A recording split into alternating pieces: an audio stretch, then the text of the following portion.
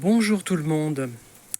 Des extrémistes religieux de tous bords, qu'ils soient musulmans ou catholiques, pour citer deux exemples, prétendent que les LGBT, pour faire court, font de la propagande pour l'homosexualité, propagande pour les gays, pour les lesbiennes, pour les transgenres, etc. Déjà, c'est faux, ce n'est pas de la propagande.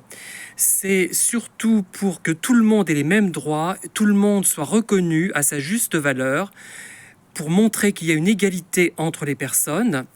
D'autre part, cette propagande, comme ces personnes disent, n'a aucun danger de toute façon pour les personnes hétérosexuelles dont ils font partie.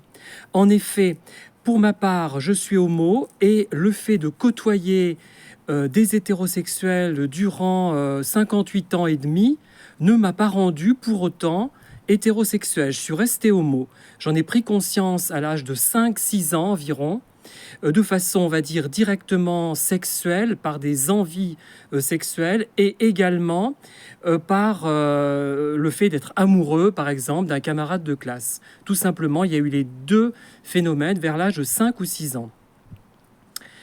Par ailleurs,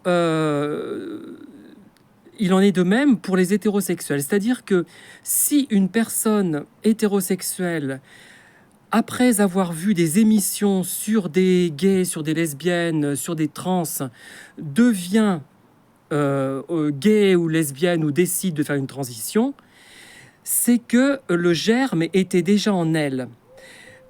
Tout était déjà présent. Elle ne va pas devenir subitement homosexuelle, lesbienne. Non, c'est absolument impossible.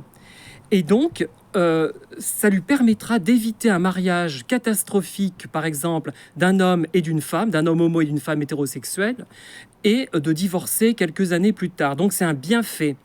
Et donc, l'homosexualité n'est pas une maladie et n'est certainement pas non plus une maladie contagieuse.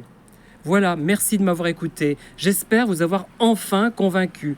Merci de diffuser cette vidéo, qu'il y ait vraiment une compréhension de la problématique. Moi, ça commence à me gonfler.